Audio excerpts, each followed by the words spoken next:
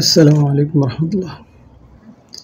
এই যে এখন উপস্থিত আছি আমাদের বিমানবন্দর রেল স্টেশনে।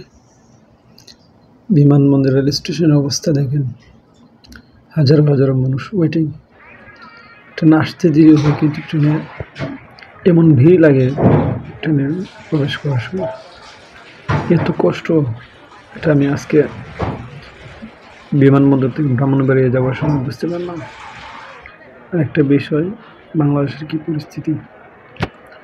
ট্রেনের টিকিট হচ্ছে 2:12। আমি আরও তাড়াহুড়ো করে এই ট্রেনের টিকিট নিয়ে কুড়িল থেকে বের হলাম 1টার সময়, যেন তাড়াতাড়ি যেতে পারি এবং অপেক্ষা করতে পারি।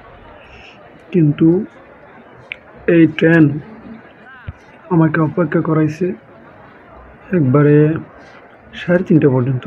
2:12-তে দেওয়া যে ট্রেন ঢাকা থেকে কমলাপুর থেকে বিমানবন্দর আসবে, আর এই ট্রেন পৌঁছলো আইসা 3:35-এ। চিন্তা করেন, শুধু আমি না, এরকম তো অনেক যাত্রী অপেক্ষায় থাকতে হয়। এটা হচ্ছে বাংলাদেশের ট্রেনের পরিস্থিতি।